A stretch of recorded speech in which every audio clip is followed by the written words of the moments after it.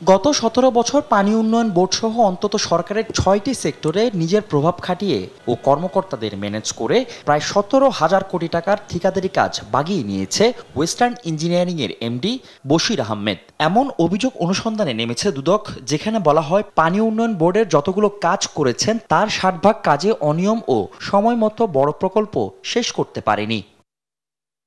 এদিকে ২০২২ সালে বশির আহমেদের বিরুদ্ধে হওয়া অবৈধ সম্পদের মামলায় এবার ৪৬ কোটি টাকার স্থাবর সম্পদ ও ২ কোটি টাকার অস্থাবর সম্পদ জব্দের আদেশ দিয়েছে আদালত।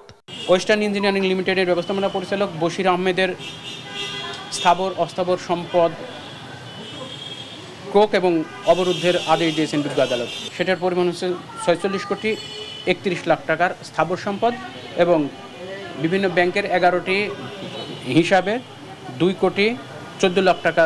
এদিন ৬ কোটি টাকার বেশি অর্থ লোপাটের ঘটনায় সাউদার্ন বিশ্ববিদ্যালয়ের ভিসি মোজাম্মেল হক ও সাবেক কোষাধ্যক্ষ সারওয়ার জাহানের বিরুদ্ধে মামলা করেছে দুদক। বেসরকারি ইউনিভার্সিটি সাউদার্ন বিশ্ববিদ্যালয় বাংলাদেশ চট্টগ্রামে তাদের দুজন ভিসি এবং কোষাধ্যক্ষ দুজনের বিরুদ্ধে মামলা দায়ের হয়েছে, ডক্টর সারওয়ার জাহান এবং প্রফেসর ইঞ্জিনিয়ার মোহাম্মদ মোজাম্মেল হক।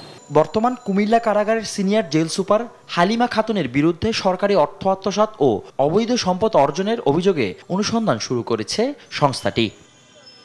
ফজলে আদিত্য, দেশ টিভি, ঢাকা।